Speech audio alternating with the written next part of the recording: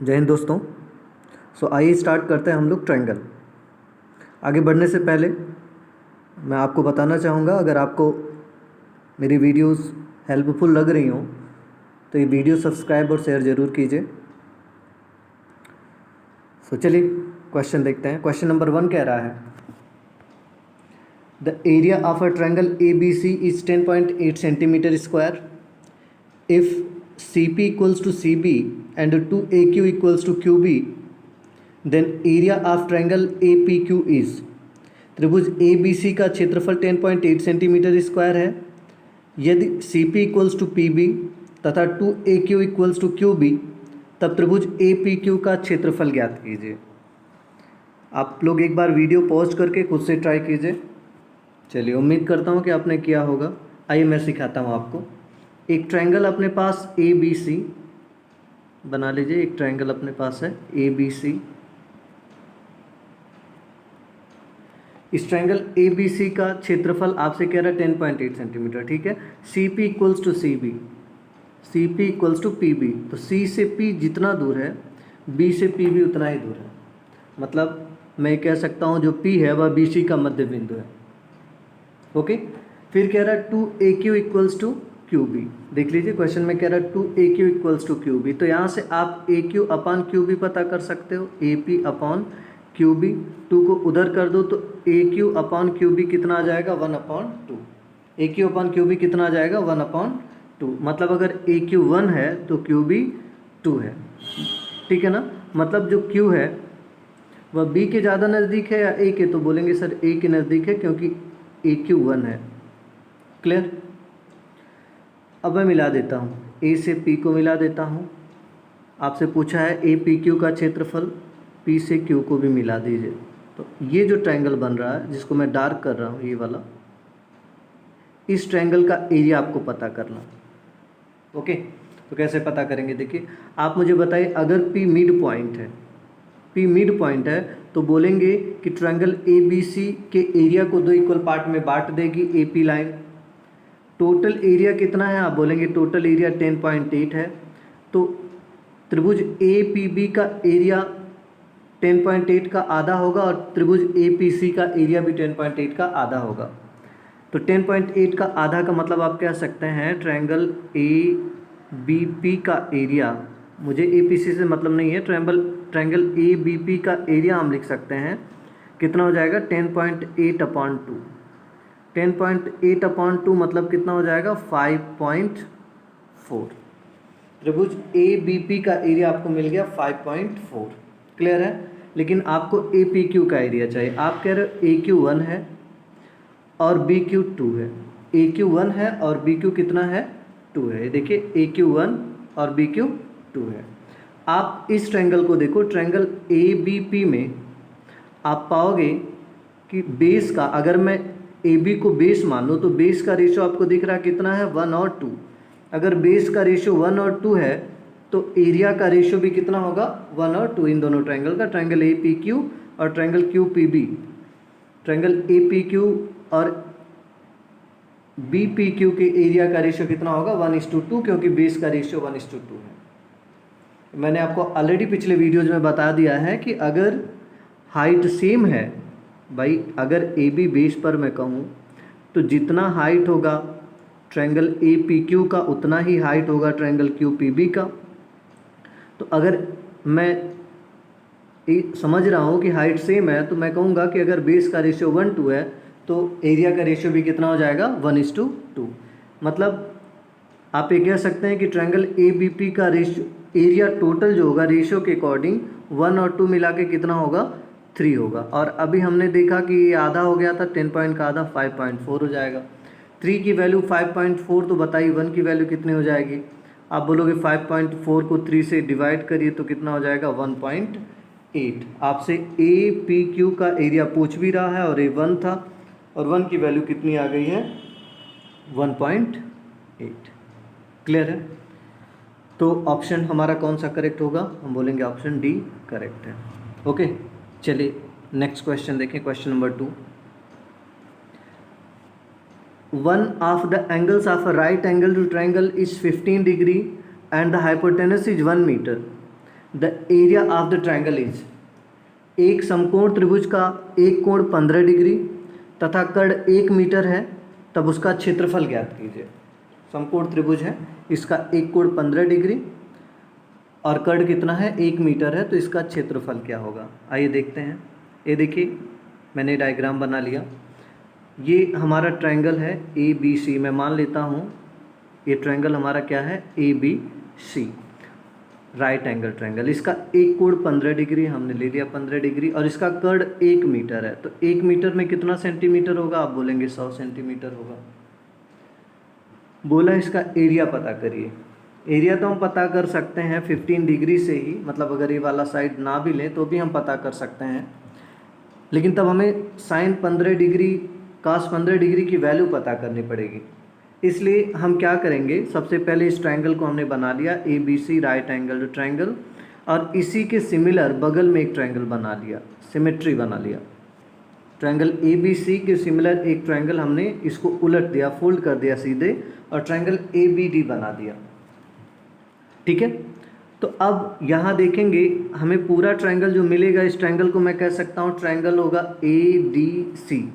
Triangle क्या मिलेगा आपको, ए डी सी, ये वाला पूरा ट्रायंगल मिल जाएगा। और इस ट्रायंगल में दोनों भुजाओं के बीच का कोण 15 यहाँ 15 यहाँ, टोटल कोण कितना हो जाएगा, आप बोलेंगे टोटल कोण हो जाएगा सर 30 डिग्री। क्लियर है। अब टोटल कोण 30 डिग्री हो गया। मैंने आपको ऑलरेडी फार्मूला बता रखा है, नहीं याद है तो एक बार फर्स्ट वीडियो जाके देख लीजिए। वैसे मैं अभी बता दे रहा हूँ कि अगर ये ट्रायंगल हमारा यह कोण अल्फ़ा है और इसके अगल बगल की साइड बी सी हैं, तो इसका एरिया होता है 1/2 B C sine alpha, 1/2 B C sine alpha. ठीक है, तो इस त्रिभुज में भी ऐसे होगा।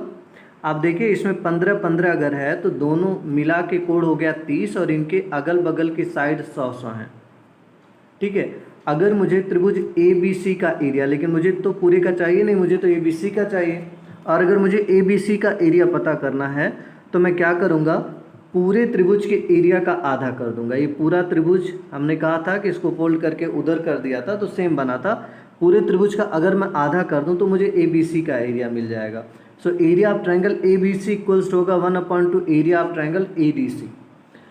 1/2 तो रहेगा ही, ए डी सी का एरिया मैंने बताया 1/2, दोनों साइड 100 हैं तो 100 × 100, और कोण है 30 डिग्री का, तो साइन 30 हो जाएगा। इसको सॉल्व करिए तो 1/2 100 × 100, इसको सॉल्व किया तो हमारा आंसर कितना आ गया 1250 सेंटीमीटर स्क्वायर। ठीक है, देखिए एक तरीका और है कि आप साइन 15 और कास 15 की वैल्यू निकालें। उससे अच्छा है कि जब आपको ऐसा क्वेश्चन मिले जहाँ पर आपको डिग्री ना पता हो, तो देखिए डबल करके क्या आपको वैल्यू पता चल पा रही है। अगर चल पाए तो डायरेक्टली आप सिमेट्री लगा दीजिए। ठीक है, चलिए उम्मीद करता हूँ कि आपको समझ आया होगा। देखते हैं third question. Find radius of semi circle in the given figure. दिए गए चित्र में अर्धवृत्त की त्रिज्या ज्ञात कीजिए। ये देखिए आपको चित्र दिया गया है,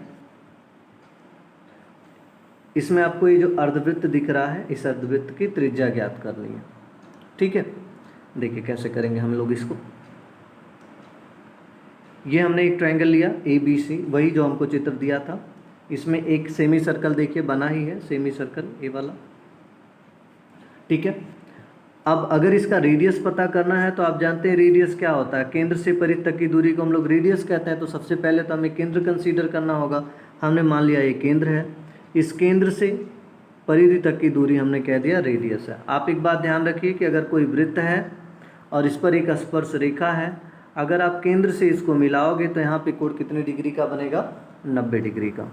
ये बात आपको ध्यान रखना होगा। ये सर्कल का थियरम होता है कि अगर हमारे पास कोई सर्कल है, सेंटर से हम लोग इस टेंजेंट को मिलाएंगे तो कोण कितने डिग्री का, 90 डिग्री का। तो यहाँ भी देखिए वही बात है कि सेंटर से अगर हम परिधि को मिलाएंगे तो ए लाइन हमको टेंजेंट दिख रही है, सो यहाँ पे कोण कितने डिग्री का बनेगा, 90 डिग्री का।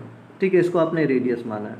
अच्छा, इस त्रिभुज का ये वाला साइड ए दिया था और ये वाला साइड a√2 दिया था।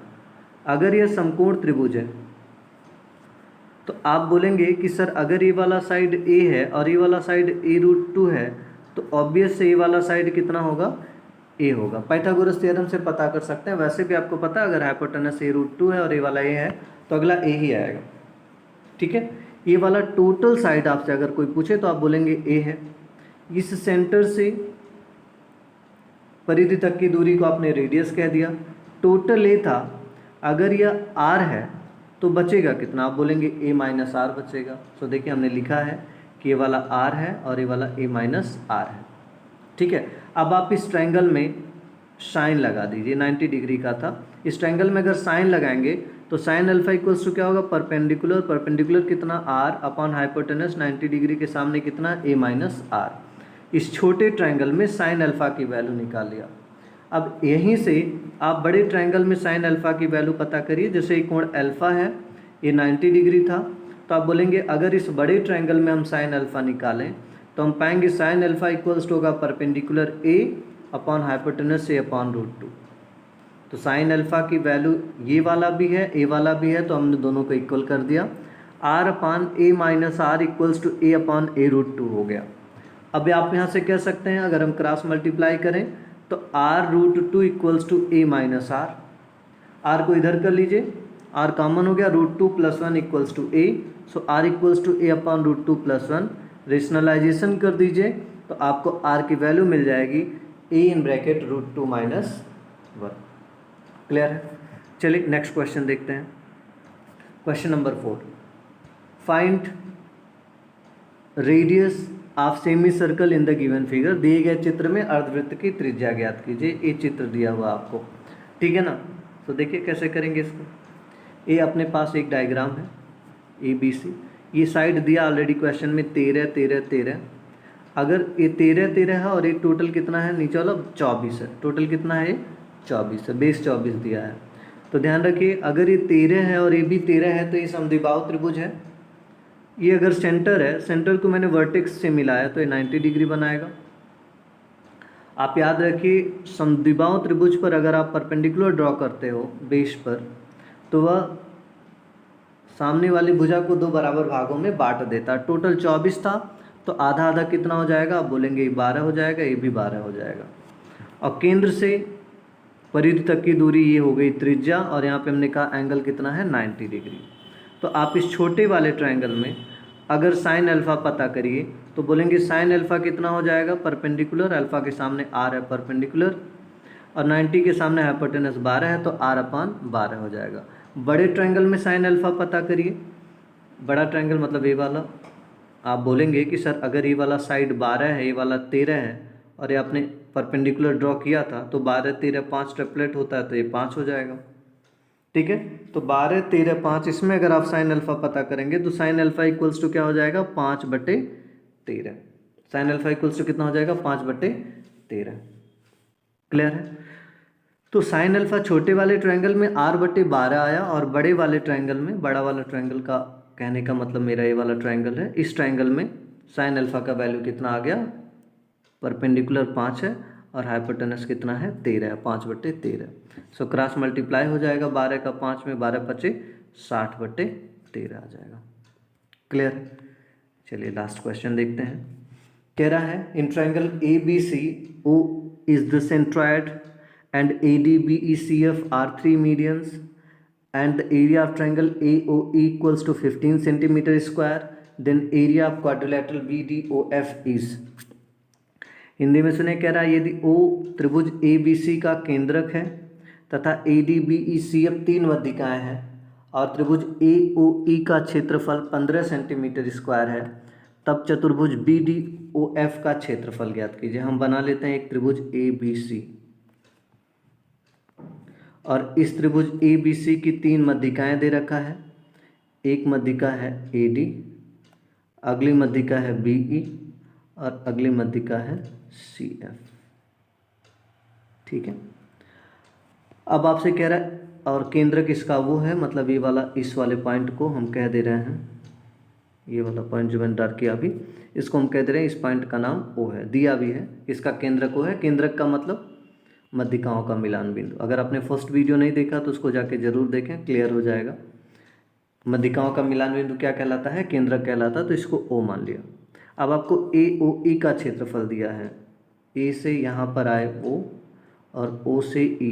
AOE का क्षेत्रफल आपको दिया है कितना है 15 सेंटीमीटर स्क्वायर। ट्रायंगल AOE का एरिया आपको 15 सेंटीमीटर स्क्वायर दिया, ठीक है। और आपसे पूछ रहा है BDOF, BDOF, ए चतुर्भुज दिख रहा है आपको, मैं डार्क कर दे रहा हूँ। BDOF इस चतुर्भुज का एरिया पूछ रहा है। आप ध्यान रखिए कि अगर कोई ट्रायंगल है, इसके 3 मीडियन मिल रहे हैं तो त्रिभुज को 6 बराबर क्षेत्रफलों में बांट देंगे। मतलब ये जो छोटे छोटे बॉक्स हैं इन सब के एरिया बराबर होंगे। तो इस तरीके से अगर आप देखें AOE का एरिया 1 होगा, OCDE का एरिया भी 1 होगा, मतलब ये सारे जो भी बॉक्सेस दिख रहे हैं इन सब का एरिया कितना होगा, 1 1 होगा अगर मैं मानूँ। तो अगर सबका एरिया इक्वल है, AOE का आप कह रहे हैं 1 अगर कंसीडर कर लें, तो AOE का एरिया 1 है, क्वेश्चन के अकॉर्डिंग कितना है, 15 है, तो AOE की वैल्यू कितनी हो जाएगी, 1 की वैल्यू 15। तो BDOF में कितने डॉट आ रहे हैं, बॉक्स आ रहे हैं, तो आप बोलोगे 2 बॉक्स आ रहे हैं। अगर एक की वैल्यू 15 है तो 2 की वैल्यू कितनी हो जाएगी, 15 गुणे 2, और 15 दूना कितना हो जाएगा, 30 सेंटीमीटर स्क्वायर। ये बहुत ही ईजी क्वेश्चन था, इसको आप ओरल भी कर सकते हैं। तो हमारा आंसर क्या हो जाएगा, 30 सेंटीमीटर स्क्वायर। क्लियर है। सो फिर आज के लिए इतना ही, मिलेंगे हम लोग नेक्स्ट वीडियो में। Thank you.